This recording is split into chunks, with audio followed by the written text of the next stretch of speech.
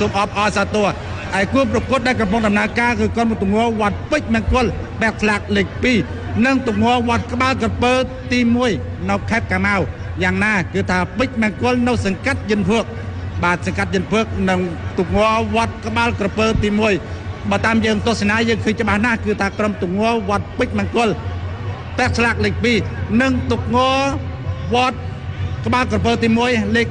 52តែយ៉ាងណាទូកទាំងពីរកំពុងពុជមកខ្សែប្រតប្រហែលជា200ម៉ែត្រទៀតមកដល់ខ្សែប្រតដែរនេះជាទូកងាប់ពេជ្រមង្គលយើងឃើញច្បាស់ណាស់អ្នកអង្គុយក្បាលទូកផ្លាប់ស្កល់របស់យើងគឺថាពេជ្រមង្គលតែយ៉ាងណាវត្តក្បាលក្រពើទី1ដែលជាទូកឆ្នាំនេះបោះថ្មីទាំងស្រុងអាច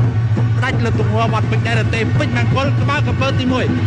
Và bây giờ là nhà vô địch của bóng 2022 Quách Bích của Vĩnh Phước số 2 bơi bên phải màn hình trong trang phục quen thuộc màu xanh, chiếc ghe số 2 giống như năm nào cùng bơi với Quách Bích ở đầu số 1 Cà Mau, đội ghe đến từ tỉnh Bạc vẫn còn rất là so kè. 52 đầu 6 trong trang phục màu cam bơi bên trái đó là đội ghe đến từ tỉnh Bạc. Quách Bích đang dẫn trước nhưng điều gì sẽ xảy ra? Quách Bích đang dẫn trước nhưng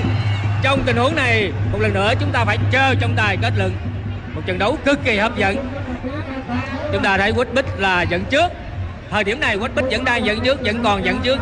dẫn trước nhưng đội bạn bắt đầu vượt lên.